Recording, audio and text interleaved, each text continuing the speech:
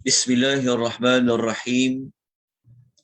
Alhamdulillahi rabbil alamin.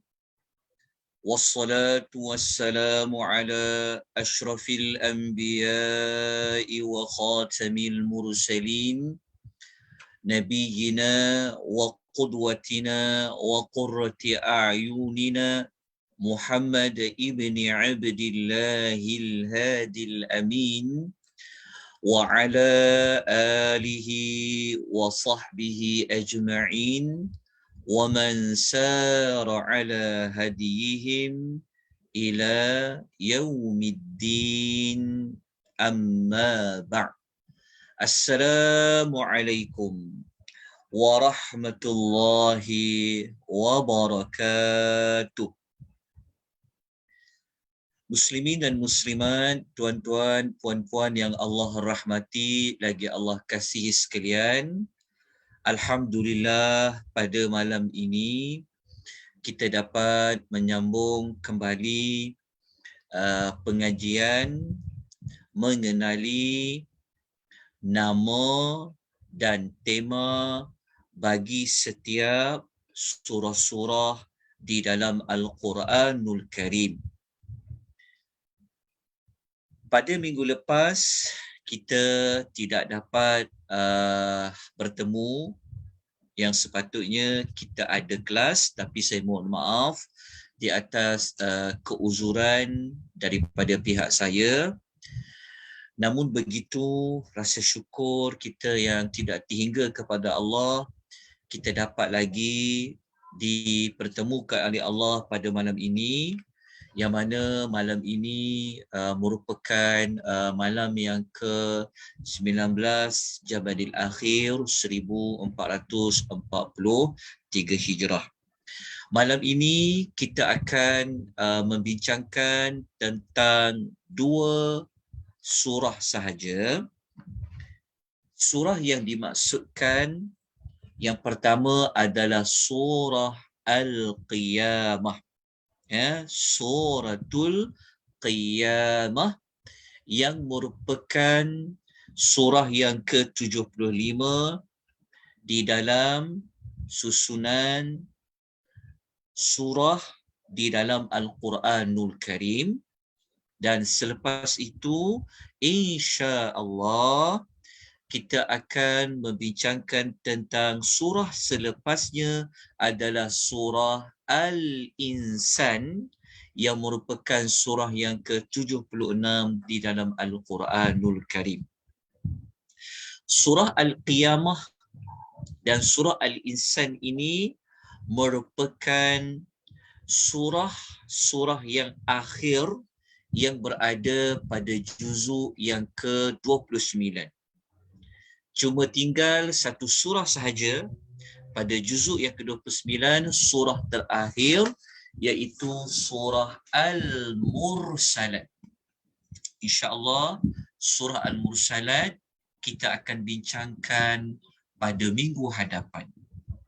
Maknanya bermula minggu hadapan kita akan teruskan kelas kita. Seboleh-bolehnya kita tidak boleh ada sebarang minggu yang kita cuti, kerana dalam jadual saya, insya-Allah kita akan tamat mempelajari 114 surah. Dijadualkan kita akan tamat pada 22 Sya'ban bersamaan dengan 25 hari bulan 3. InsyaAllah.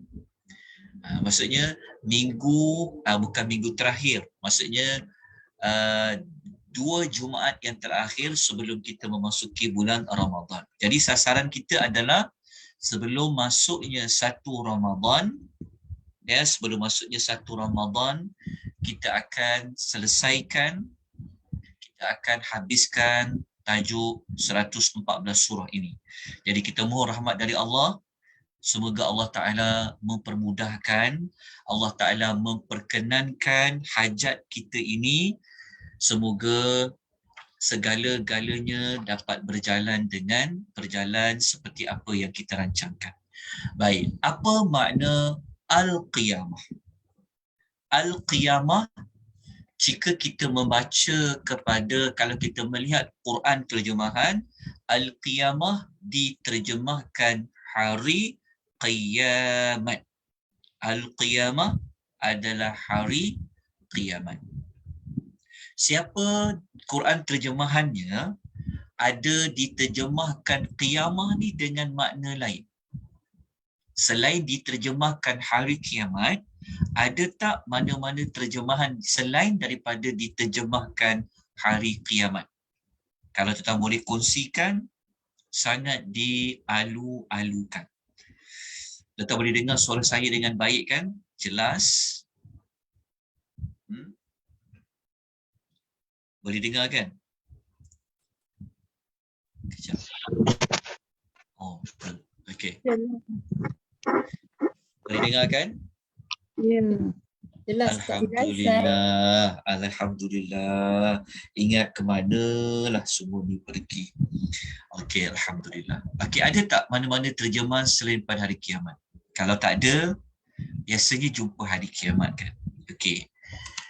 Adakah Al-Qiyamah itu hanya maknanya sampai hari kiamat sahaja? Malam ni kita akan bincangkan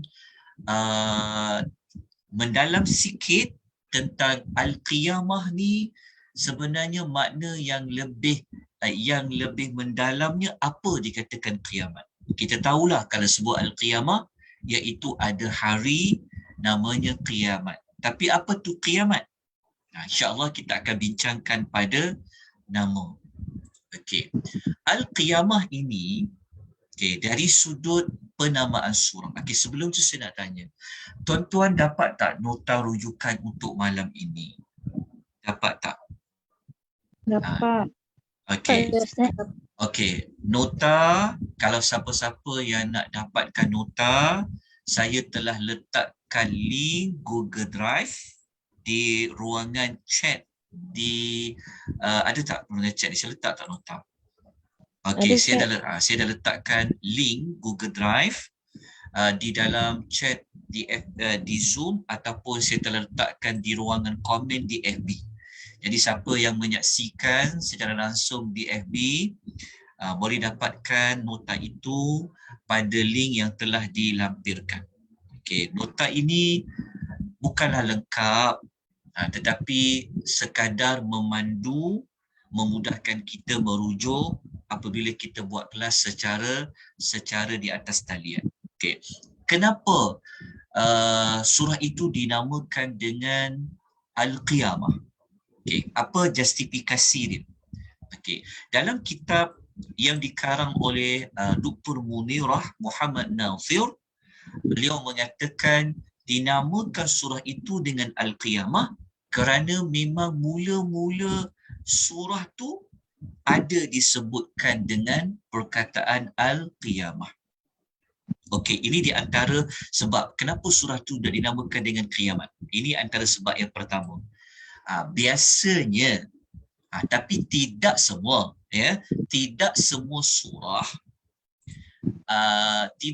surah dinamakan dengan surah tersebut kerana ia berada di permulaan surah. Tidak. Ada surah nama dia duduk di hujung, kadang-kadang duduk di tengah-tengah surah, di tengah-tengah surah. Tidak semestinya nama surah tu mesti di permulaan. Tetapi di antara sebab surah itu dinamakan dengan surah tersebut kerana ia dimulakan dengan Allah bersumpah dengan hari itu. Jadi kerana adanya sumpah Allah bersumpah dengan hari kiamat itu, kemudian letak pula pada permulaan, maka ia diangkat pada yang Allah sumpah itu, dijadikan ia dengan nama surah. Okey, ini penjelasan Dr. Munirah. Kenapa Allah bersumpah dengan nama itu? Kerana keagungan hari kiamat itu dan Allah Ta'ala nak buktikan akan kejadian hari kiamat tersebut. Kenapa kita boleh kata hari itu sangat agung? Mudah saja kita kena ingat. Pegang sampai bila-bila maklumat ni, Allah Ta'ala tidak pernah bersumpah dengan sesuatu melainkan yang digunakan untuk bersumpah itu pasti dia ada nilai, dia agung, dia besar. Ingat macam tu saja mudah. Okay. Itu secara umum diulas tentang sebab penamaan surah, tapi kita belum dapat maklumat yang lebih mendalam lagi. Okey, cuma kata Dr. Munirah, dia cuma ulas kenapa surah tu dipilih dengan nama Kiamat tu kerana keagungan dia. Kenapa kita kata kerana keagungannya? Kerana Allah bersumpah. Letak pula sumpah itu pada awal-awal ayat. Jadi kalau kita nak tengok sumber ayat dia, kita tengok pada ni lah. Kita tengok pada ayat yang pertama. Kita tengok dulu. Okey, ada pada ayat tu. Kalau tuan-tuan ada mushaf, kalau tuan-tuan tengok rujuk kepada Al-Quran, tuan-tuan tak nak tengok nota ni, tapi kalau nak tengok Al-Quran, sangat digalakkan. Tuan-tuan dan perempuan boleh membuka muka surat 577. Ya, muka surat 577 pada ayat yang pertama. Selepas bismillahirrahmanirrahim, a'udzubillahi minasyaitonirrajim, bismillahirrahmanirrahim, kita jumpa pada ayat yang pertama lagi. Allah berfirman, la uqsimu biyaumil qiyamah. Kita jumpa pada ayat pertama ada perkataan al-qiyamah. Telah diwarnakan dengan warna kuning al-qiyamah. Kita jumpa perkataan al-qiyamah. Jadi disebabkan ayat tu letak nombor 1, diletakkan pada permulaan ayat. Kan ini nombor 1 kan, ayat pertama. Kemudian Allah gunakan dalam sumpah. La uqsimu maknanya aku, itu maknanya Allah bersumpah. Kalau Allah bersumpah dengan sesuatu, maknanya yang digunakan bersumpah itu sangat agung. Aku bersumpah dengan apa? Biyaumi, dengan yaumi, hari. Al-Qiyamah, kiamat. Jadi terletak pada ayat pertama, Allah gunakan pula dalam bersumpah, maka dipilih Al-Qiyamah ini, dijadikan ia sebagai nama surah Al-Qiyamah. Kalau kita rujuk jumlah ayat dalam suratul Qiyamah, semuanya berjumlah 40 ayat. Tapi kenapa tak diambil, contohnya mungkinlah, kalau kata kenapa tak ambil ayat surah tu nama Al-Lawwam, Nafsul Lawwamah ke, kan sebab ada perkataan Lawwamah. Okay. Tetapi kita telah sebut tadi justifikasi Dr. Munirah tadi. Kenapa? Kerana dia duduk pada ayat pertama, lepas tu Allah gunakan pula dalam sumpah, maka ia diletak sebagai nama surah. Okay. Tapi kita belum dapat penjelasan lebih lanjut lagi. Kiamat tu makna yang lebih terperincinya apa?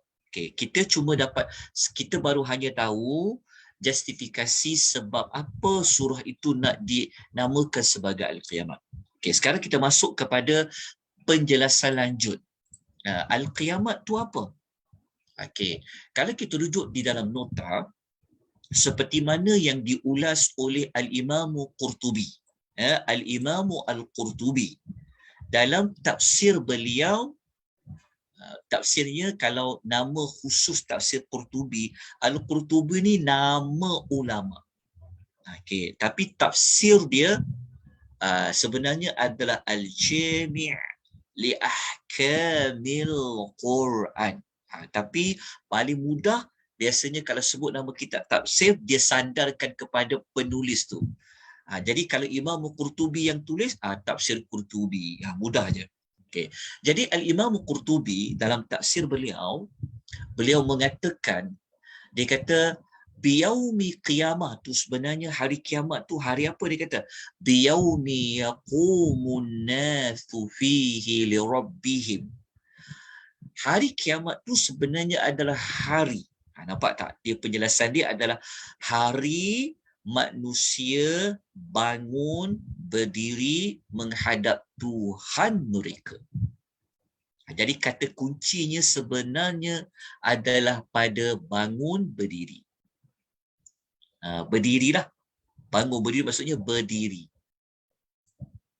Macam kita sebut qiyamul lail, kan kita kata qiyam.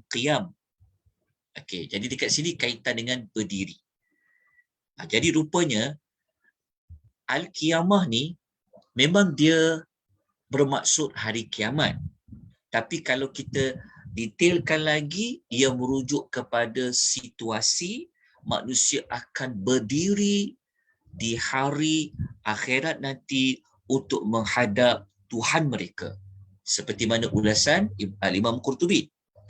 Kita rujuk lagi ulasan yang lain daripada Al-Fadhil, daripada Profesor Dr. Umar Sulaiman bin Abdullah Al-Ashqar. Saya minta maaf, saya tertinggal perkataan qaf dekat sini. Sepatutnya Al-Ashqar. Huruf Q lah. Qar. Al-Ashqar. Okay. Dr. Sulaiman bin Abdullah Al-Ashqar ni, dalam kitab beliau tajuknya tentang Qiyamatul Kubra. Kiamat besar. Okay, beliau ulas. Dalam kitab Kiamat Kubra, dia adalah kitab yang menceritakan tentang situasi kiamat macam mana. Beliau memulakan dalam kitab tersebut membuat ulasan apa nama-nama kiamat ni. Nama kiamat ni banyak nama kiamat. Kadang-kadang Tuhan panggil nama hari akhirat, kadang Tuhan bagi nama al-waqi'ah, kadang Tuhan bagi nama al-haqqah, macam tu. Termasuklah al-qiyamah. Jadi al-qiyamah ni, okay, ia adalah salah satu nama daripada nama hari akhirat. Okay, tetapi kiamat tu sendiri maksudnya apa? Okay, beliau mengatakan perkataan qiyamatun dalam bahasa Arab adalah masdar, iaitu kata terbitan daripada kata kerja qama yaqumu qiyamah. Qama yaqumu qiyamah. Dia adalah masdar. Masdar ni sebenarnya dia membawa makna yang sangat kuat. Itu qiyamah. Jadi kalau orang tanya qiyamah ni, ia diambil, dia dikaitkan dengan kata kerja apa? Qama yaqumu. Okay. Yang dibentuk dengan menambahkan huruf ta marbutah di akhir perkataan adalah untuk apa? Ini dia punya maksud. Adalah untuk menunjukkan mubalaghah, iaitu lebih mendalam ataupun bersangatan. Bersangatan apa? Okey, maksud dia begini. Qiyamah tu kan dia ada ta marbutah kan? Dia ada ta marbutah macam ni. Semua tahu kan? Qiyamah kan dia ada huruf ta marbutah lah. Kita tengok kat sini contoh kan. Dia ada huruf ta marbutah tu. Sepatutnya al-qiyam, mim saja kan. Qiyam, huruf ujungnya mim. Tapi ditambah ta. Ta marbutah ni. Fungsinya untuk apa? Nak menunjukkan bahawa manusia itu dia qiyam. Dia berdiri menghadap Allah, bukan berdiri yang biasa-biasa. Dia membawa makna berdirinya itu dengan sebenar-benar berdiri. Membawa makna juga memang manusia itu dia akan berdiri di hari kiamat. Itu dia bagi kiamat. Siapa yang ada mengikuti kelas tadabbur yang kita buat pada hari Khamis yang lalu, semalam lah, petang semalam, kita mengulas tentang kalimah humazah dengan lumazah. Kenapa humazah dia ada ta marbutah, humazah. Kenapa lumazah dia ada ta marbutah dekat hujung tu? Kita telah ulas pada kelas semalam, kita telah ulas. Apabila adanya ta marbutah, huruf bulat tu, lepas tu ada titik dua di atas tu, ia akan membawa maksud yang lebih mendalam, membawa maksud yang bersangatan. Kalau humazah makna mengumpat, nak bagi makna mengumpat tu, orang tu memang benar-benar mengumpat. Dia mengumpat tu acap kali, ditambahlah ta marbutah. Itu fungsi dia. Kalau lumazah kan, dari sudut makna mengkeji, kita nak kata dia tu asyik mengkeji. Memang dia betul-betul mengkeji, kita panggil mengkeji kau-kau punya kan. Nak tambah tu makna tu penggunaan ta marbutah. Macam tu jugalah dengan perkataan qiyamah. Kalau qiyamah, kita telah ulas sebentar tadi, seperti mana Qurtubi, manusia akan bangun berdiri. Maknanya dia berdiri tu, berdiri dengan betul-betul berdiri. Dan dia akan berdiri dengan lama menghadap Allah Subhanahu wa Ta'ala di hari akhirat.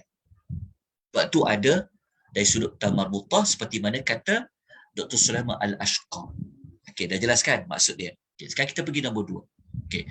Ia dinamakan Al-Qiyamah. Okey, ini penjelasan yang lebih lanjut. Kerana pada hari itu, perkara-perkara besar yang diterangkan benar-benar akan terjadi. Ini penjelasan yang lain. Al-Qiyamah tu pertama membawa maksud berdirilah. Akan sebenar-benar berdiri. Berdiri dengan lama di hari akhirat. Berdiri lama di padang mahsyar. Okey. Makna yang kedua, dia dikaitkan dengan apa saja perkara-perkara besar yang dijanjikan dia akan benar-benar terjadi. Atau dia kata manusia berdiri menghadap Rabb semesta alam. Ini sama seperti Al-Imam Qurtubi tadi. Seperti mana ulasan Imam Al-Qurtubi. Qiyam ni kan macam kita merujuk kepada orang yang bersedia. Qiyam ni dia merujuk kepada makna apa saja yang Allah janji tu dia akan terjadi, juga membawa maksud manusia berdiri untuk menghadap Rabb semesta alam, seperti mana ulasan Al-Imam Al-Qurtubi. Okey. Oleh kerana itu, apabila kita belajar nama, kita dapat maklumat tambahan. Kita dapat makna yang lapisan yang kedua. Kalau kita tak belajar nama, kan, kita tak kupas tentang makna Al-Qiyamah, mungkin kita hanya tahu setakat kiamat tu hari kiamat lah. Tapi kerana kita usaha belajar nama, kita dapat makna yang satu lagi. Memanglah di hari kiamat, tetapi kiamat tu dijelaskan pada qiyam, berdiri. Lepas tu berdiri dengan sebenar-benar berdiri, ada ta marbutah di belakangnya. Qiyamah. Akan berbeza kita memahami sesuatu dengan kita mempelajari dia. Jadi kalau kita tak kupas nama ni, mungkin kita tak mesti kita belajar nama. Mungkin kalau kita belajar pada tadabbur ayat, mungkin kita akan belajarlah tentang Al-Qiyamah. Tapi alhamdulillah, Allah Taala telah beri kita ilmu pada malam ini tentang Al-Qiyamah tu membawa maksud hari kiamat yang manusia akan berdiri menghadap Allah Subhanahu wa Ta'ala di hari akhirat nanti. Itulah kiamat. Sekarang kita nak pergi kepada tema. Lepas tu nanti kita kupas pada ayat dia. Kita nak pergi kepada tema bagi surah Al-Qiyamah. Kalau bagi nama surah, sebab apa surah tu kenapa surah tu dipilih sebagai nama surah? Okey, apa makna di sebalik Al-Qiyamah telah pun kita kupas. Okey, jadi okey, maafkan saya. Sebelum kita pergi kepada tema surah ni, saya nak minta kita ambil maklumat tambahan. Okey. Sebenarnya Al-Qiyamah ni dia ada nama lain lah yang diberi oleh yang dikupas oleh para ulama. Sekejap ya. Sebab tu dekat nota tu saya letak di atas tu dengan istilah nama-nama lain yang diperkatakan oleh para ulama. Okey, nama lain dia ada setengah kitab mereka menamakan surah Al-Qiyamah ni adalah surah, nama lain dia adalah La uqsimu biyaumil qiyamah. Dia tak sebut kiamah saja, tapi dia ambil ayat pertama full, penuh ayat pertama tu. Jadi kalau kita jumpa dalam mana-mana kitab tafsir, contohnya kalau kita rujuk dalam tafsir dalam kitab Al-Alusi ke, okey, dalam kitab Al-Imam dalam kitab tafsir Al-Alusi, kita jumpa Al-Imam As-Sakhawi sebut surah ni namanya La uqsimu biyaumil qiyamah. Okey. Nama La uqsimu biyaumil qiyamah ni juga pernah dinamakan oleh Ibnu Abbas, Ibnu Zubair. Okey, dan para ulama juga kata surah ni nama La uqsim. La uqsim. Okey. Cuma saya mencari juga alasan dia. Kenapa para ulama ini mereka menamakan surah tu La uqsimu biyaumil qiyamah dan La uqsimu?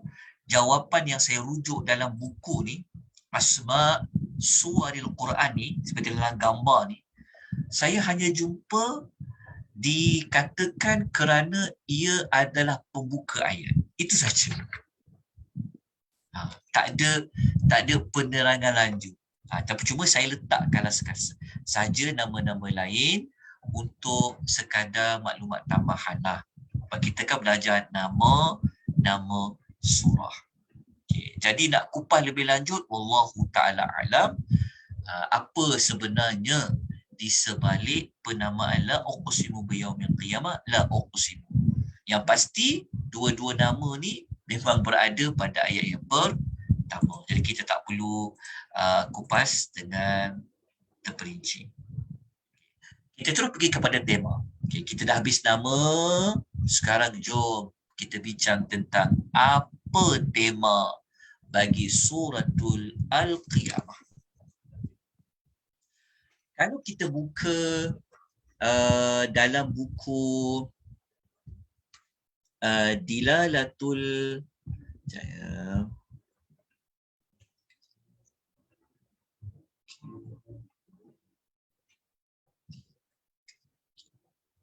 Okey. Dalam buku ni itu surat insan kita ya. Siaplah puan, saya takut saya tersalah nukilkan. Okey, dalam buku yang tuan-tuan tengok gambar warna merah ni kan, Dilalatu Asma'is Suwaril Quraniyah ni dikarang oleh Dr. Ali Hassan Arfan. Beliau mencadangkan bahawa tema bagi surah Al-Qiyamah ini adalah surah yang berkaitan dengan apa?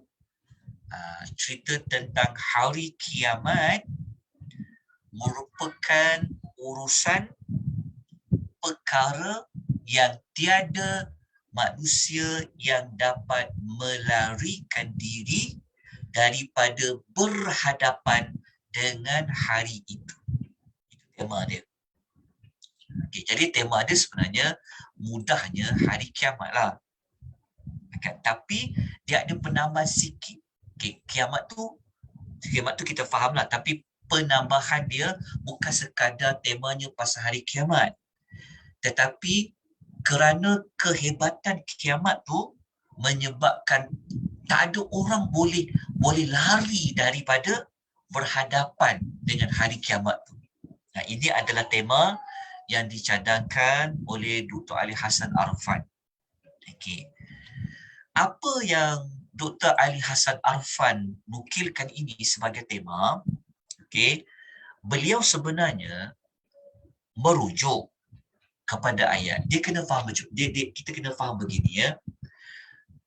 Para ulama yang mengkaji tentang ayat-ayat Al-Quran ni, mereka sebenarnya apabila nak keluarkan tema bagi satu surah ataupun nak cari apa objektif, maksud bagi satu surah tu, sebenarnya mereka melihat keseluruhan ayat tu. Keseluruhan ayat tu seperti mana Dr. Ali Hassan Arfan lah. Jadi kita tengok ada tak ayat yang kata manusia tak boleh lahirkan diri dari kiamat? Ada sebenarnya. Dia berada pada ayat ini. Dia berada pada ayat nombor 10. Okay. Tema pasal hari kiamat tu memang tak boleh lari. Memang tema dia hari kiamat lah. Sebab nama surah tu pun dah terang-terang dah menunjukkan memang pasal kiamat. Okay. Tapi tambahan sikit, kenapa dengan kiamat tu? Kiamat tu tak ada siapa boleh lari. Okay. Maklumat tiada siapa boleh lari itu sebenarnya ada pada ayat nombor 10.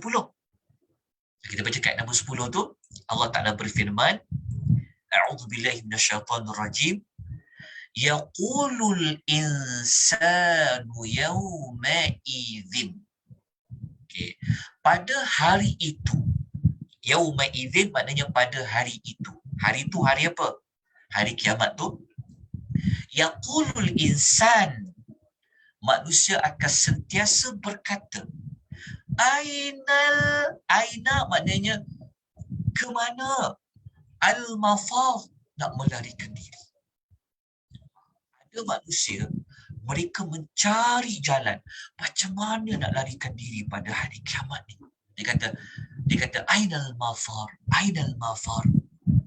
Maka Allah memberikan jawapannya. Kalla. Allah mengatakan sekali-kali tidak.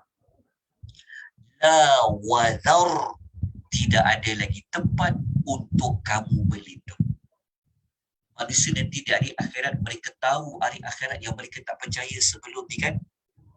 Maka apabila mereka berhadapan dengan hari kiamat, mereka nak larikan diri. Allah Ta'ala kata sama sekali kamu tak akan dapat melarikan diri. Tak ada tempat kamu nak menyorok. Tak ada tempat kamu nak berlindung. Yang pasti kamu akan ke mana? Ila rabbika yawma idzinil mustaqar. Hanya kepada Rabbmu. Kenapa saya kekalkan dengan Rabb? Perkataan Rabb sebab dalam ayat tu dia guna Rabb. Rabb di sini bermakna Allah, Tuhan yang pencipta, Tuhan yang memiliki, Tuhan yang mentadbir, Tuhan yang menguruskan manusia itu. Itu dipanggil Rabb. Jadi kalau dah tak ada tempat nak larikan diri, tak ada tempat nak berlindung, nak ke mana? Pastinya mereka akan pergi kepada Rabb kamu. Rabb yang ciptakan kamu, Rabb yang jaga kamu, Rabb yang bagi rezeki kepada kamu, Rabb yang adilkan kamu akan pergi kepada dia. Itulah tempat kembali pada hari itu. Okey, daripada ayat 10, 11 dan 12 ni, maka disebutkan ia sebagai tema dia. Sebab tu dia jadi tema dia. Jadi apabila kita baca surah Qiyamah, kita ingat tema dia. Dahsyat hari kiamat tu. Tak ada orang akan dapat melarikan diri, melainkan mereka akan pergi bertemu dengan Allah Subhanahu wa taala. Lepas tu kita gabung tema dengan nama, kita akan dapat maklumat. Waktu kita bertemu dengan Allah di hari akhirat, kita akan qiyamah. Kita akan berdiri menghadap Allah Azza wa Jalla. Jadi kita dapat daripada tema, digabungkan maklumat tu dengan nama, kita dapat satu maklumat yang lengkap. Okay. Kalau kita rujuk dalam buku satu lagi, iaitu dalam buku Awwalul Marrah, hanya ditulis temanya hari kiamat saja. Bolehlah, boleh gabung dua-dua. Ini tema dia. Jelas kan? Jadi kalau nak tahu lagi dahsyatnya peristiwa manusia boleh melarikan diri, kena bacalah keseluruhan ayat bagi surah Al-Qiyamah. Sebab kita bukan dalam surat kita ni, kita bukan nak tadabbur ayat by ayat by ayat by ayat, ya, kerana kita hanya fokus kepada dua perkara saja, nama dan juga tema. Nama, tema. Jadi kalau siapa-siapa yang dia ingatkan dapat belajar keseluruhan ayat, tak. Kita bukan belajar sinopsis juga. Ya, kalau kita belajar sinopsis, kita akan bagi tahu maklumat dia secara keseluruhan. Tapi kalau kita nak tahu maklumat detail bagi seluruh ayat, itu kena masuk tadabbur. Tapi kita hanya fokus pada nama dan juga tema. Okay. Sebelum kita pergi kepada surah Al-Insan, saya cerita sikitlah ayat tu, ya. Nak menunjukkan bahawa hari kiamat tu, kita nak kukuhkan tentang hari kiamat ni, bukan sekadar Allah cerita manusia tak dapat melarikan diri, tetapi Allah Ta'ala cerita tentang bagaimana kiamat tu datang, ya, dan apa situasi yang akan berlaku di hari kiamat tu. Kerana situasi itulah manusia nak melarikan diri. Jadi kalau kita baca dekat ayat nombor 2, Allah Ta'ala berfirman, wala uqsimu bin-nafsil lawwamah. Dan aku bersumpah, Allah bersumpah buat kali kedua dengan nafsu lawwamah. Nafsu lawwamah ni, dia merujuk kepada nafsu yang berkaitan dengan penyesalan. Allah bersumpah dengan nafsu lawwamah. Kita ni kan ada nafsu al-ammarah bisu. Kita kan ada nafsu yang ajak kita buat kepada kejahatan. Bila kita buat, kadang-kadang kita ada perasaan menyesal kita kan. Yang menyesal itulah dikaitkan dengan nafsul lawwamah. Okey. Kemudian Allah Ta'ala cerita pada ayat 3 macam mana Allah Ta'ala boleh jadikan kiamat ni. Allah kata, ayahsabul insanu allan najma'a idhamah. Adakah manusia, insan dekat sini dia merujuk kepada manusia yang spesifik yang telah menyangka bahawa kami tidak akan mengumpulkan tulang belulang. Jadi ada manusia dia tak percaya. Mustahil kalau manusia dah mati boleh hidup semula. Maka Allah Ta'ala nak membuktikan, Allah bagi tahu dulu, ada insan ni, dia sangka maknanya dia menyangka. Sebab tu kalau guna perkataan yahsabu ni, penggunaan perkataan yahsabu ni, dia adalah sangkaan yang selalunya sangkaan yang tidak tepatlah. Jadi Allah kata, ada manusia itu menyangka, adakah manusia itu menyangka bahawa kami tak mampu nak kumpulkan tulang belulang dia? Allah Ta'ala menjawab, bala. Allah kata, bahkan qadirina ala an nusawwiya bananah. Allah kata, bahkan kami mampu nak menyusun jari jemarinya dengan sempurna. Bayangkan, kalau kita mati, jari-jari kita kan terpisahkan, Allah boleh kumpulkan balik. Mana jari hantu kita yang sebenarnya duduk? Mana jari telunjuk kita? Mana ibu jari dia? Allah akan satukan balik. Okay. Kita tak pergi kepada tadabbur ayat. Kalau kita pergi tadabbur, kita akan cerita panjang lah tentang maklumat ni. Okay. Cuma kita nak lihat dulu, kita nak kuatkan tema tu pasal hari kiamat ke? Jadi kita sebut betul. Ada ayat tentang manusia, ada yang tak meyakini kiamat, tapi Allah kata kami boleh susun balik jadi jemari tu. Lepas tu Allah Ta'ala kata, bal yuridul insanu liyafjura amamah. Bahkan manusia yang ingkar tu, dia masih lagi nak buat maksiat. Walaupun dia tahu kiamat tu boleh jadi, kami boleh cantumkan mana tulang-tulang mereka yang dah hancur. Tapi ada manusia ni dia masih lagi nak terus buat. Buat apa? Liyafjura. Nak buat maksiat. Kemudian mereka bertanya, yas'alu ayyana yaumul qiyamah. Dia bertanya pula. Kan, dia selalu bertanya, bila hari kiamat tu? Bila hari kiamat tu? Dekat sini kita jumpa sekali lagi perkataan kiamat. Lepas tu Allah Ta'ala memberikan jawapan. Kiamat yang ditanya tu, macam mana dia berlaku? فَإِذَا الْبَرِقَ الْبَصَرُ وَخَسَفَ الْقَمَرُ. Maka Allah kata, jawab. Bila kiamat tu nak berlaku, Allah tak bagi jawapan bila berlaku. Tapi Allah memberikan jawapan bagaimana dia akan berlaku. Apabila mata terbeliak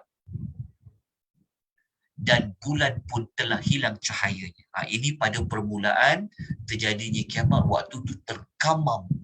Tengok, kenapa bumi ni berubah, kenapa langit ni berubah. Allah Ta'ala kata, cara dia, bulan tu akan hilang cahaya dia. Lepas tu Allah kata, وَجُمِعَ الشَّمْسُ وَالْقَمَرُ. Matahari dan bulan itu Allah akan kumpulkan.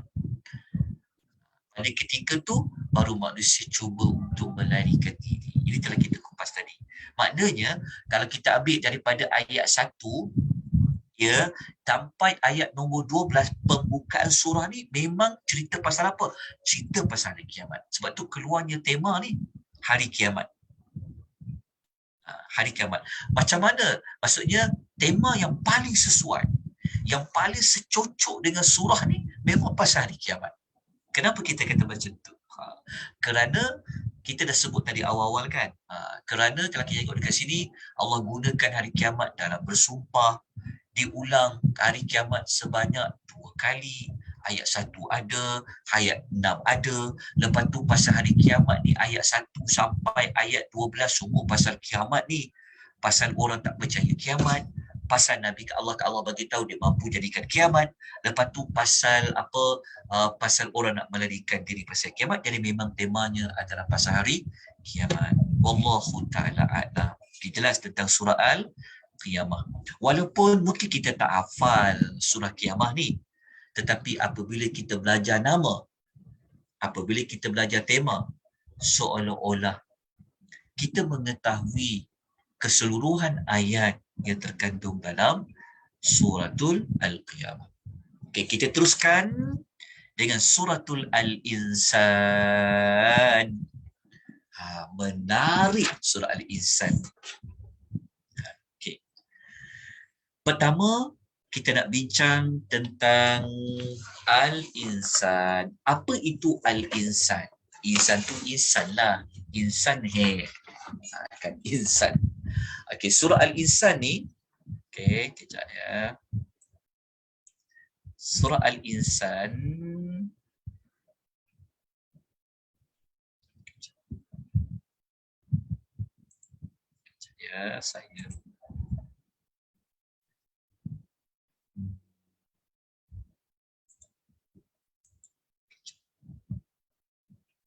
kejap tu ya.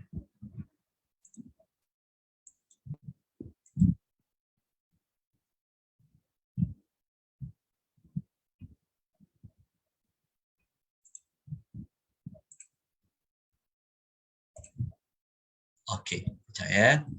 Okey. Okey, dah selesai. Okey, apa tu Al-Insan? Okey, surah Al-Insan, kalau kita rujuk dalam Al-Quran, dia ada lebih kurang 31 ayat. 31 ayat. Tapi, kita bincang pada nama dan tema. Okey, insan tu insan lah. Ini kita tak nafikan tentang nama. Tak perlu kupas panjang sebab memang Al-Insan tu bermaksud adalah manusia. Okey. Cuma kalau kita belajar tadabbur, ya, Allah panggil manusia ni kadang-kadang dalam banyak bentuk. Kadang Allah panggil insan, kadang Allah panggil An-Nas, kadang Allah panggil Al-Bashar. Waktu kita belajar An-Nas nanti, surah terakhir kita akan ceritakan perbezaan insan, Al-Bashar, An-Nas. Saya tak bagi tahu malam ni supaya tuan-tuan ikuti sehingga kepada surah An-Nas. Okay. Al-Insan ini, nama ni Memang kita boleh jumpa pada ayat-ayat yang awal-awal, iaitu pada ayat yang pertama. Kita akan jumpa tentang Allah menyebut pada ayat pertama. Okay, kita jumpa perkataan hal ata alal insan. Okay, jadi kita lihat justifikasi kenapa Allah Ta'ala memilih, kenapa dipilih nama tu tentang Al-Insan dekat sini. Okay, kita tengok. Apa ulasan Dr. Wahbah, Profesor Dr. Wahbah Al-Zuhaili rahimahullah. Dalam kitab Tafsir Al-Munir, beliau kata, surah ini dinamakan Al-Insan, dipilih nama tu dengan Al-Insan kerana surah ini membincangkan tentang asal usul manusia. Okay, itu pertama. Bukan sekadar bincang asal usul manusia, tetapi surah ini membincangkan tentang masa sebelum adanya manusia itu macam mana. Dan surah Insan ni dia membincangkan juga tentang masa depan insan itu. Cantik ulasan Dr. Wahbah. Nanti kita akan buktikan memang tepat apa yang Dr. Wahbah ulas. Okay. Kenapa dengan insan tu? Kenapa surah tu diberi nama Al-Insan? Kerana surah ni memang dia fokus tentang insan, tentang manusia. Yang mana surah ni menceritakan tentang macam mana manusia ni sebelum ada, macam mana asal usul manusia itu daripada tiada kepada ada. Dan surah Insan ni menceritakan tentang apakah masa depan manusia ini pada akan datang. Itu dekat dengan insan. Okay. Kita buktikan tentang apa yang disebutkan oleh Dr. Wahbah Az-Zuhaili. Okay. Kejap. Okay, kita tengok dulu ulasan dia. Okay, kita tengok pada ayat yang pertama dan ayat yang kedua. Nanti waktu kita ulas tema, kita akan tunjukkan mana bukti dalam surah Insan ni ada cerita tentang masa depan kita. Kalau nak tengok ayat ni cerita pasal manusia, memang kita jumpalah perkataan Al-Insan tu lah. Yang saya warna birukan tu kan Al-Insan di sini. Tapi dekat ayat pertama ni, ayat mula-mula pula tu. Okey. Ayat mula-mula. Okey. InsyaAllah nanti tuan-tuan saya dalam menyusun untuk modul bulan Ramadan. Kalau tahun lepas kita belajar sinopsis kan, pada tahun ini kita akan fokus kepada pembuka dan penutup bagi setiap surah. Kita bincang terperinci. Pembuka, penutup, kesimpulan dia apa.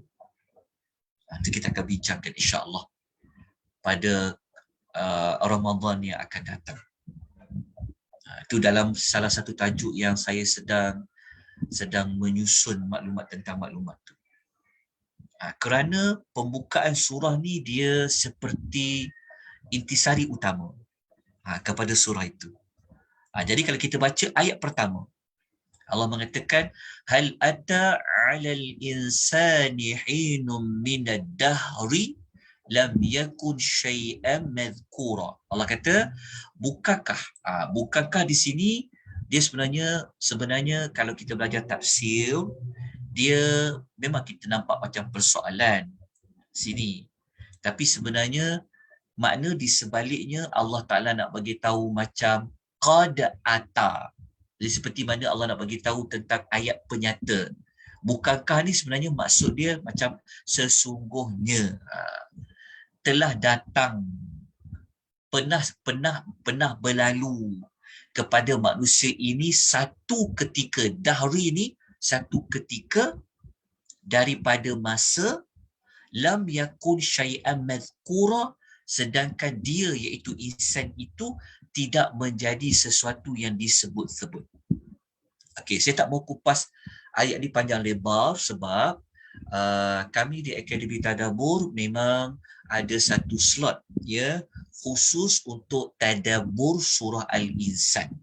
Jadi kalau siapa-siapa yang nak mengikuti tadabbur suratul Insan, tuan-tuan ikutilah kelas pada setiap hari Isnin. Hari Isnin, maafkan saya. Pada setiap hari Khamis. Pada setiap hari Khamis jam 10 pagi, tuan-tuan akan bersama dengan Al-Fadil Ustaz Uzir. Kalau tarikh minggu depan 27 hari bulan 1 dah akan masuk kepada siri yang ke-7. Tapi belum terlambat lagi. Boleh ikut. Minggu depan siri 7. Maksudnya kelas ke-7 tadabbur surah Insan. Kalau siapa-siapa yang terlepas mengikuti tadabbur surah Insan, jangan bimbang. Nota ada, lepas tu rakaman kuliah pun ada, maka tuan-tuan lihatlah di FB Akademi Tadabbur Malaysia. Senang je cari. Tadabbur surah Al-Insan siri 1, tadabbur surah Insan siri 2. Okey, itu sebab tu saya tak mau kupas tentang pembahasan ayat. Cuma ayat pertama ni Allah bagi tahu pada kita yang kita ni insan pernah lalui satu ketika kita ni tak ada. Kita ni tak disebut, nak sebut apa? Nak sebut benda, nak sebut apa tak ada. Maknanya kita ni pernah tiada di alam ini. Itulah pada ayat pertama. Ayat pertama ni menunjukkan bahawa Allah nak bagi tahu manusia ni dia pernah ada pengalaman, dia pernah tak ada. Itulah ayat pertama. Kemudian kalau kita baca ayat kedua, Allah menceritakan tentang macam mana Allah Ta'ala wujudkan kita, macam mana kita boleh ada. Secara tak langsung, kita belajar tentang asal-usul kita. Jadi Allah kata, inna khalaqnal insana, jumpa lagi perkataan insan. Kan? Perkataan insan dekat sini. Tapi dekat sini merujuk kepada apa? Min nutfatin amsyajin. Sampailah hujung ayat dia. Allah kata, sesungguhnya kami telah mencipta manusia. Kenapa manusia itu perlu diciptakan? Menunjukkan bahawa manusia itu sebelum ni pernah tiada. Jadi ayat 2 merujuk kepada permulaan ataupun asal-usul kejadian manusia daripada setitis air mani. Okey, jelas tak ayat 1 dan ayat nombor 2? Jadi kalau kita baca ayat 1 dan 2 pun dah fokus tentang siapa? Insan. Okey, tapi belum habis lagi. Sebab apa? Sebab kita memerlukan kepada tema. Sebab tu kita bukan bincang nama, tapi kita juga bincang tema. Sebab tema tu dia dibuat setelah melihat keseluruhan ayat dalam surah Insan. Sebab tu kalau tuan-tuan mengaji tadabbur, tuan-tuan kena cari satu central tema dia. Mesti ada tema dia. Para ulama dah buat dah tema dia.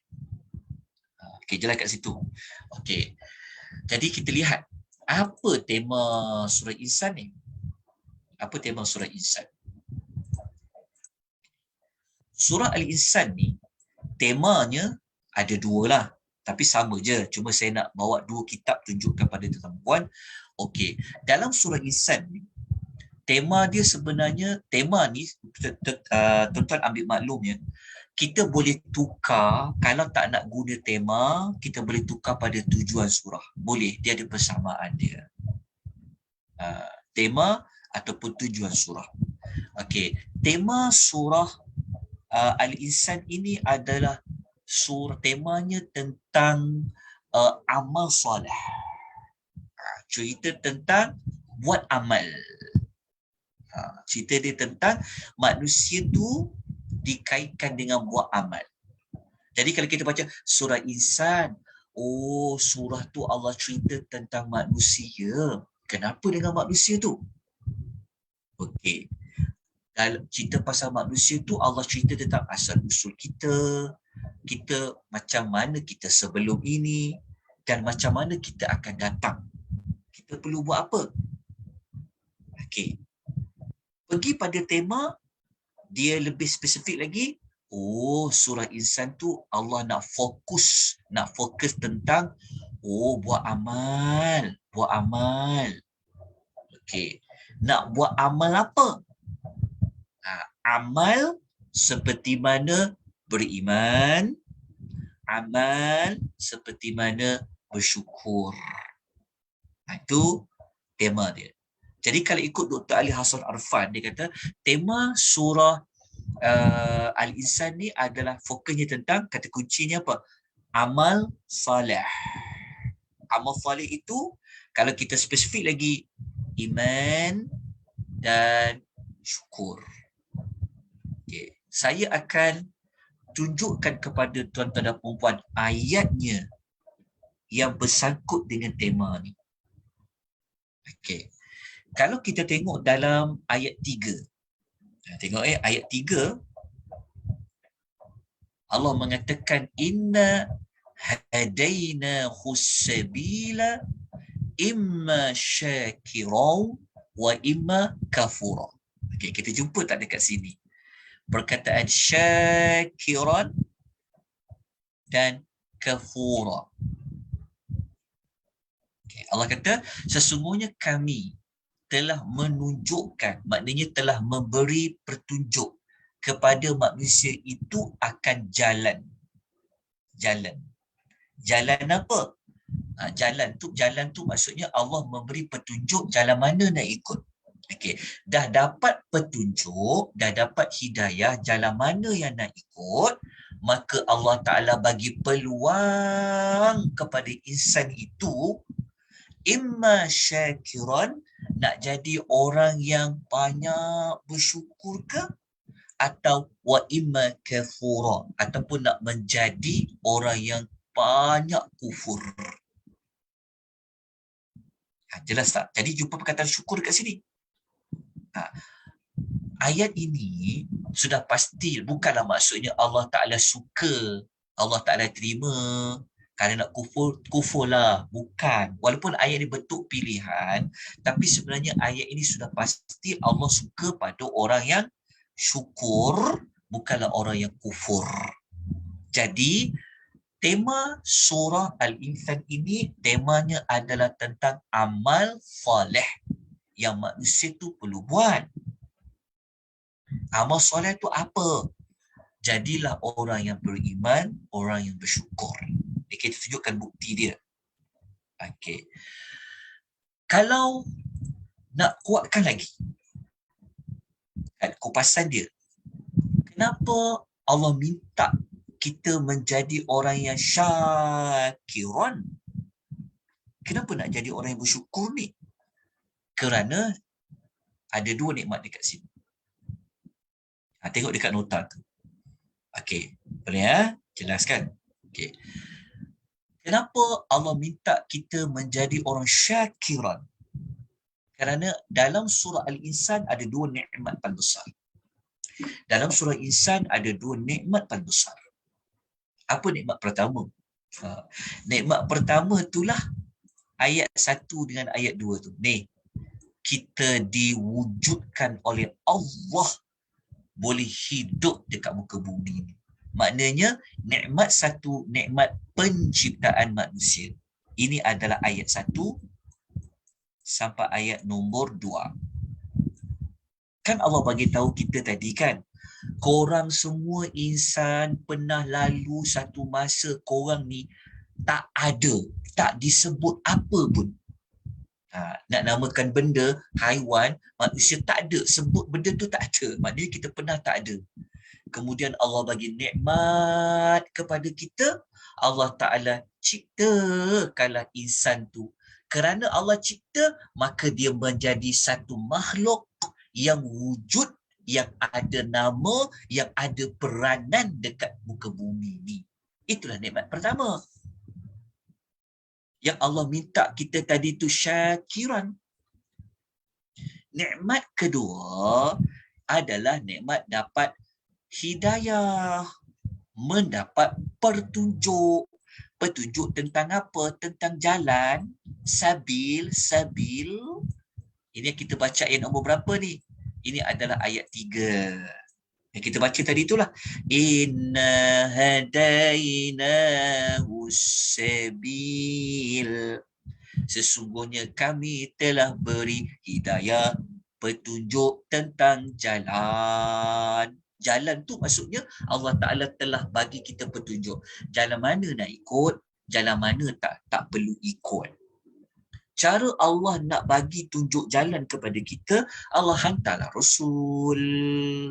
Allah turunkan kitab-kitab.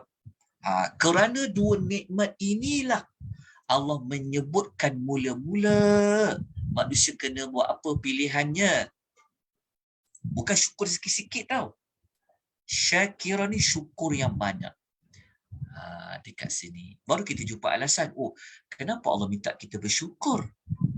Rupa-rupanya ada kaitan dengan apa? Dengan hidayah. Ni nikmat nombor 2.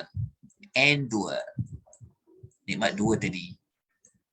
Lepas tu nikmat Allah ciptakan. Saya minta maaf sebab saya memang tak boleh nak kupas lebih panjang ya. Sebab nanti akan pergi kepada tadabbur ayat pula. Cukup dengan maklumat tersebut nak membuktikan kepada tuan-tuan dan puan bahawasanya kalau baca surah Insan, ingat temanya Allah minta kita buat amal soleh, iaitu beriman dan menjadi orang yang syakiran. Lepas tu Allah telah jelaskan kenapa kau perlu menjadi syakiran. Dua nikmat tersebut. Okay, jelas dekat situ? Okay, sekarang kita nak pergi kepada tema yang sebelum kita pergi pada tema yang kedua, dia sama saja sebenarnya tema 1 dengan tema 2. Cuma ada beberapa penambahan. Begini. Kalau kita baca dekat ayat nombor 4 kan, dengan ayat nombor 5, kita akan jumpa Allah menyebut tentang pilihan nak jadi manusia apa lah. Kan Allah menyebut tentang ayat nombor 4, cerita tentang orang kafir, lil kafirin. Bermula ayat 5 Allah sebut tentang al-abrar. Ini ada dua perbezaan. Abrar ni, sebab tu tema tadi buat amal. Sebab apa? Sebab orang yang banyak buat amal, orang yang banyak buat ibadat, dia digelar dengan al-abrar. Orang yang banyak berbakti, banyak buat kebaikan, banyak buat ibadat, banyak ketaatan, dia dapat gelaran al-abrar. Sebab itu tema tadi tu apa dia? Tema yang mengajak manusia kepada banyakkan amal soleh. Kenapa banyak amal soleh? Kerana perkataan al-abrar itu menunjukkan kepada buat amal bukan biasa-biasa. Banyak. Itu al-abrar. Okay, jelas? Okay, kita pergi kepada tema kedua. Tema kedua ni dia lebih kurang je dengan nombor 1. Cuma tuan-tuan dan puan boleh combine-kan. Okay. Dalam kitab Awalul Marrah menyebutkan bahawa tema bagi surah Al-Insan ini adalah Allah Ta'ala nak ingatkan, Allah nak bagi peringatan kepada sebaik-baik makhluk, iaitu insan, manusia. Okay, peringatan tu untuk apa? Adalah supaya manusia itu dia boleh capai kepada sebaik-baik kejayaan, sebaik-baik tujuan. Faham tak maksud dia? Maksudnya dalam kitab Awalul Marrah dia nak fokus tentang apa? Okey, surah Insan ni surah yang berkaitan dengan kita manusia ni kena do the best. Kita kena jadi insan yang terbaik supaya kita dapat mencapai kepada apa yang kita nak kejar. Tujuan utama kita apa dia? Tentu kita kata pasal syurga. Betul tak? Pasal syurga. Tapi nak dapat sebaik-baik tujuan iaitu syurga, kita kena buat apa? Itu yang tema pertama tadi. Kena banyaklah buat amal soleh. Kau kena jadi al-abrar lah. Baru kau boleh dapat mencapai sebaik-baik matlamat hidup sebagai manusia. Sebaik-baik apa tujuan kita nak cari dalam hidup tu? Jawapannya adalah syurga. Okay, faham tak? Jelas kan? Okey, sekarang saya akan buktikan pada tuan-tuan dan puan bahawasanya memang dalam surah Insan Allah nak suruh kita masuk syurga, masuk syurga, masuk syurga. Kenapa surah Insan nak fokus tentang masuk syurga? Kerana nak pergi syurga ni adalah cita-cita, tujuan kita, matlamat kita. Tapi nak capai matlamat tu, you kena jadi al-abrar. Okay, nampak tak? Kombinasi antara satu tema dengan satu tema. Dan saya akan buktikan bahawasanya memang surah Al-Insan fokus tentang masa depan kita, iaitu syurga. Buktinya macam tu. Okey. Boleh lagi ke? Sikit lagi boleh. Saya habis 10 dalam 10.30. Boleh ke tuan-tuan dan puan? Boleh. Boleh. Boleh Ustaz, insyaAllah. Tengok diam je belaka. Ada. Okey ya. Belum lagi bismikallahumma amutu wa ahya. Okey. Begini. Kalau kita ambil semua ayat dalam surah Al-Insan. Al-Insan ada berapa ayat? 31. 31 ayat. Okey. Daripada 31 ayat tu ibu-ibu ya, tuan-tuan dan puan dia, separuh ayat Allah Ta'ala cerita tentang nikmat syurga. Daripada 31 ayat ya, hampir separuh, setengah lah kan, cerita tentang nikmat syurga. Ada berapa ayat? 14 ayat. 14 ayat. Pasal syurga. Okey. Pasal neraka ada tak? Ada. Tuan-tuan kena ingat macam ni je. Ya. Allah Ta'ala kalau dalam satu surah dia sebut pasal syurga, dia mesti bawa pasangannya iaitu neraka. Cuma bezanya adalah dalam surah Insan Allah lebih banyak paparkan tentang syurga sampai 14 ayat. Tapi kalau pasal neraka, berapa ayat? 1 ayat je pasal neraka. Kenapa? Kenapa 14 nisbah 1? Bayangkan 14 ayat pasal syurga, 1 ayat pasal neraka. 14 nisbah 1. Kalau 14 nisbah 1 dah jadi macam 15 ayat kan? Maknanya 15 ayat daripada 31 ayat Allah nak bawa kita tentang masa depan insan. Masa depan insan. Faham tak? Masa depan insan terbagi pada 2. Ada orang dia pilih masa depan dia syurga, ada orang dia pilih masa depan dia neraka. Tapi Allah tak nak kita ni masuk neraka, sehingga kan Allah bawa ayat tu satu je pasal neraka, tapi 14 ayat pasal syurga. Saya akan buktikan 14 ayat pasal syurga tu apa. Okey, bermula ayat nombor 5, ayat nombor 6. Ambillah daripada ayat 11 sampai ayat 22. Berapa jumlah ayat dia? Ayat 5, ayat 6, ayat 11, 12, kiralah sampai 22. 14. Ada 14 ayat pasal syurga. Tapi ayat pasal neraka, 1 ayat je pasal neraka ni. Ayat mana? Yang kita baca tadi tu. Pada ayat nombor 4. Allah sebut tentang 1 ayat je tau. Tapi bermula ayat 5. Allah sebut tentang nikmat syurga lah. Allah kata ayat 1 pasal neraka, inna a'tadna lil kafirina salasila wa aghlala wa sa'ira. Orang masuk neraka ni ada beberapa rantai dan belenggu dan ada neraka sa'ir. Okey, 1 ayat je. Tetapi bermula ayat 5, ayat 6, ayat 11 sampai 22 pasal syurga. Kita nampak tak perkaitan nama insan dengan tema dia? Jadi kita dapat, walaupun kita tak hafal pun surah Insan ayat 1 sampai ayat 31, tapi sebab kita belajar nama, kita belajar tema seolah-olah kita menguasai 31 ayat. Jadi kalau kita tengok dekat sini, saya akan tunjukkan tentang 14 ayat tu kan.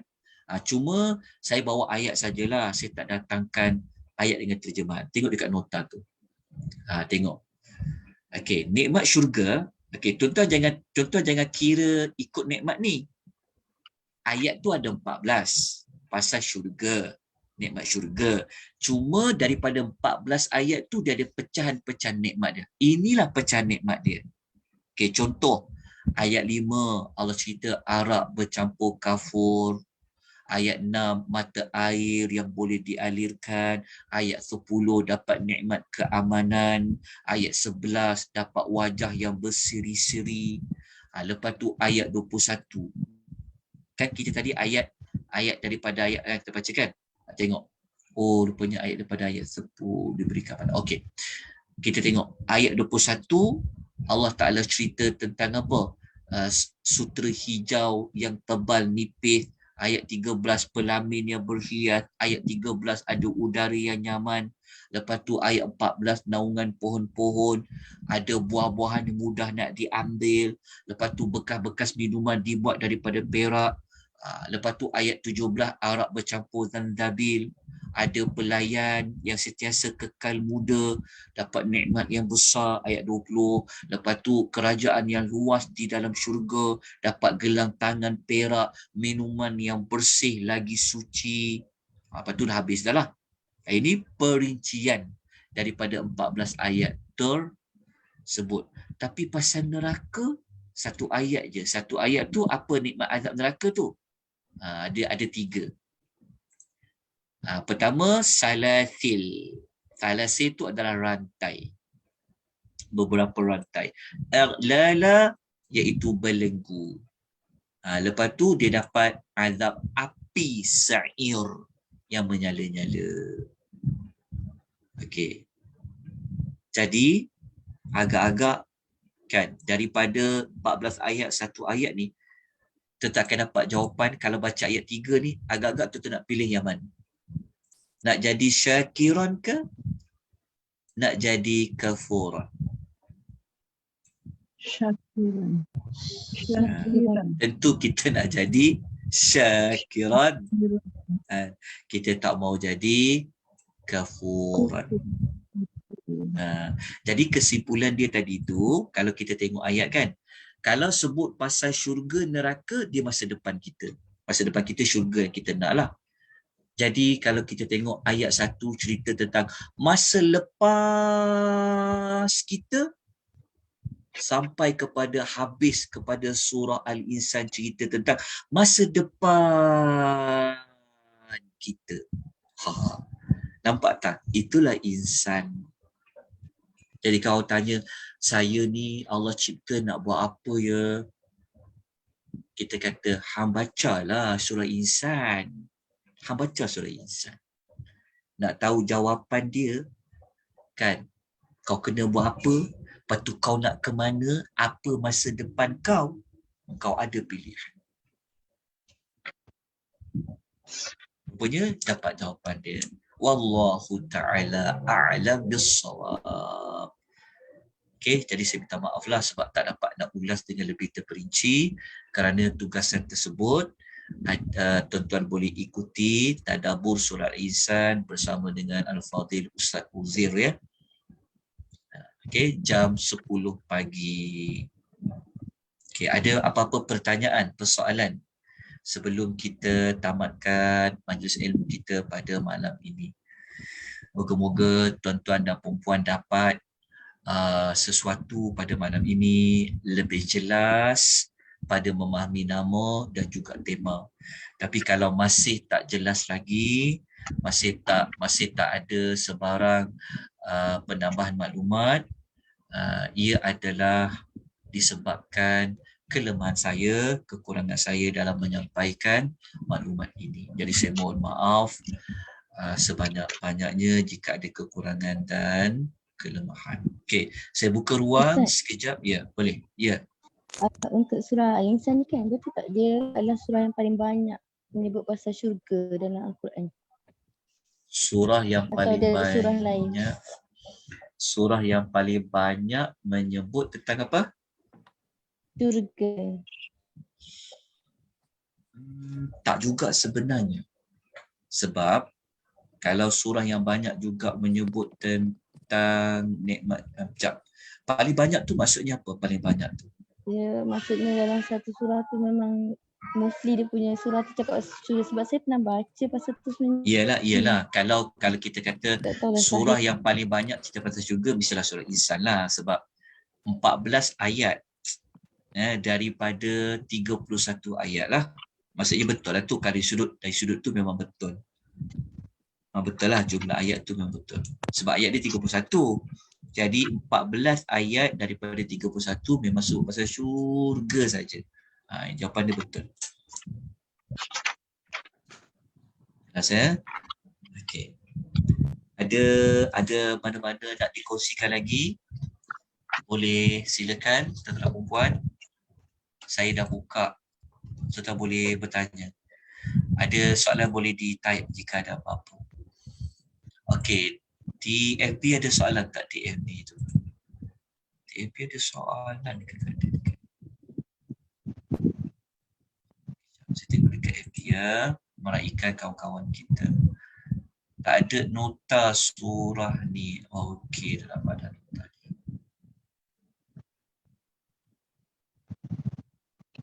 Okey, tak ada soalan. Okey, dekat FB. Okey, ada apa-apa pertanyaan lain?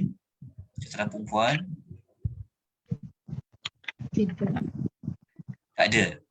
Kalau tak ada, kita jumpa insya-Allah pada minggu hadapan. Minggu hadapan cadangannya cuma saya tengah duk berfikir tentang cara nak ulas. Nampak ya, sebab apa? Sebab kalau saya ulas seperti ini memang tak sempat 3 surah. Melainkan kalau kita boleh buat 1 jam setengah. Dia bergantung pada ulasan. Sebab kalau ikut dalam jadual tak apa, insyaAllah boleh ikut sempat. Sebab apa? Sebab juzuk 30 ni surah dia banyak pendek-pendek. Dia mudah je nak terangkan, insyaAllah. Okey, jadi minggu depan kalau ikut dalam jadual pada 28 hari bulan kita bertemu sekali lagi membincangkan surah terakhir juzuk 29 An-Nazi'at Al-Mursalat. Lepas tu kita akan bincang terus juzuk 30 surah An-Nazi'at dengan surah Abasa. Okey, sebelum tu begini. Sebelum terlupa. Begini. Minggu yalah, maksudnya kita jumpalah minggu depan. Betul, minggu depan. Minggu depan kita belajar surah Al-Mursalat dengan surah An-Nazi'at. Maafkan saya, surah Mursalat, surah An-Naba dan surah An-Nazi'at. Kita cuba ambil 3 surah. Kita tengok macam mana minggu depan 3 surah. Sempat tak kita habiskan dalam tempoh 1 jam suku ataupun 1 jam setengah. Doakan semoga Allah melapangkan urusan kita. Jadi besok kalau tuan-tuan tak ada ke mana-mana kan, ataupun ke mana-mana pun kalau sempat mengikuti secara online, besok ikuti kelas Tadabbur Suratul Kahfi ya. Tadabbur Suratul Kahfi siri yang ke-30. Suratul Kahfi siri ke-30. Kita akan bincangkan tentang ayat Suratul Kahfi, ayat berapa siri 30 ni. Kita akan bincang pada ayat nombor ni. Maaf sekejap ya, sekejap je saya sebutkan ayat kita akan bincang. Besok kita bincang pasal hari kiamat. Kita bincang tentang perincian macam mana nak jadi kiamat dan situasi di hari kiamat. Bermula ayat nombor 47 sehinggalah ayat nombor 49. Kita cuba bincang 2 atau 3 ayat besok insyaAllah. Dijemput jam 10.30 pagi kalau tak ke mana-mana, ataupun boleh ikut secara rakaman. Jadi saya minta maaf atas segala kekurangan kelemahan. Jika ada sembarang cadangan penambahbaikan, teguran, nasihat, apa yang nak dikongsikan, tolong maklumkan dan tolong kongsikan. Aqulu qawli hadza Astaghfirullahalazim. Wabillahi taufiq wal hidayah. Wassalamualaikum warahmatullahi wabarakatuh. Waalaikumsalam. Terima kasih Ustaz. Antum fajazakumullahu khairan.